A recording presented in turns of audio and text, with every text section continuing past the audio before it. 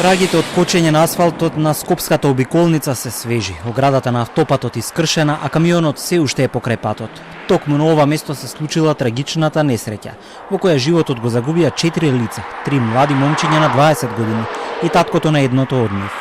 Возачот на камионот изгубил контрола над возилото, се судрил со автомобилот од спротивен правец, пошто настанал пожар во двете возила.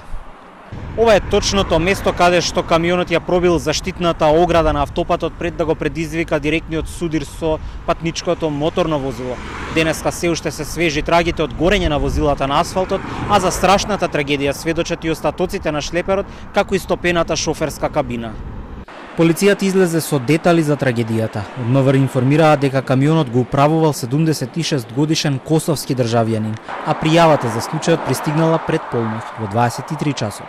76 годишниот ББ од Косово, управувајќи товарно возило влекач МАН со полуприколка со косовски национални ознаки, изгубил контрола над возилото и со него преминал преку металната ограда во спротивната насока на автопатот, при што се судрил со патничко возило БМВ со скопски регистарски ознаки, управувано од 51 годишниот РВ од Скопје.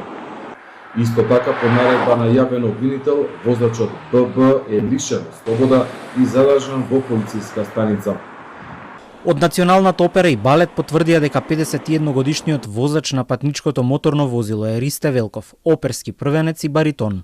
Во соопштение од институцијата се вели дека македонската оперска сцена изгуби исклучителен уметник, врвен интерпретатор и човек, чиј глас, уметност и сценско присуство оставија длабока трага во македонската опера и балет и во македонската музичка култура.